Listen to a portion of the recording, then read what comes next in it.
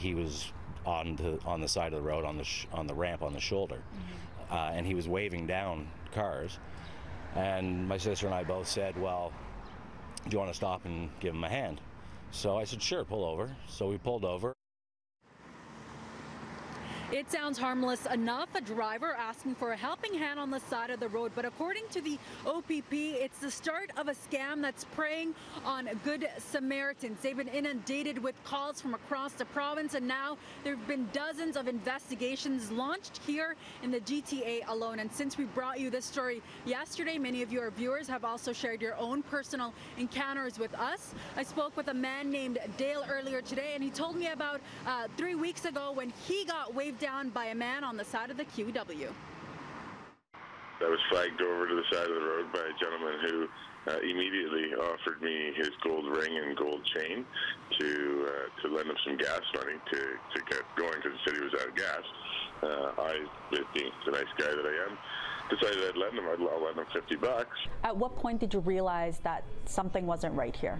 I kind of thought there was something wasn't right the whole time, like in the back of my mind.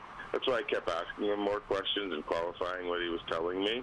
But once I took his picture and he was upset about that, that's when it was very clear to me that something was going wrong. What would make you give him money, especially $50? I've been down and out before. The guy said he needed some gas money. He needed to get to the airport to pick up his wife. If I was in a similar situation and I needed $50 for gas, I'd want somebody to give it to me. $300 to get to Montreal? That's a whole other story.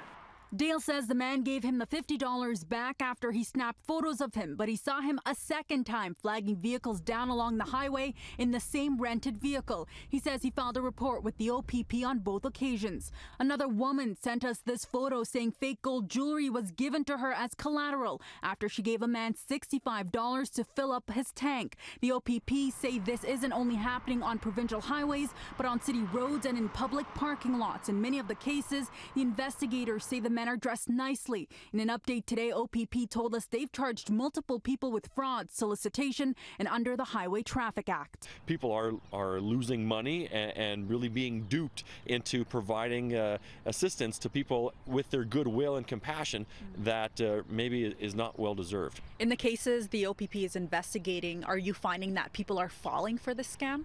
Well, yeah, we certainly are. And I'm sure there's many victims out there that are basically embarrassed to come forward because they don't want to admit that they have been victimized. But for the most cases, I would say many people are out there. They have lost money and been defrauded. Why do you think people are falling for these scams?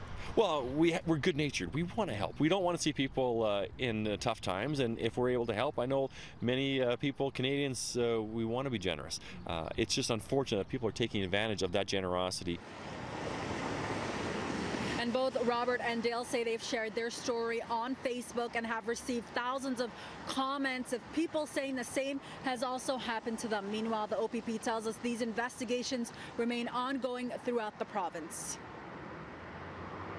It was viewers that reached out to us to tell us about this story. If there's a story you'd like to tell us about, here are all the ways you can get in touch with us.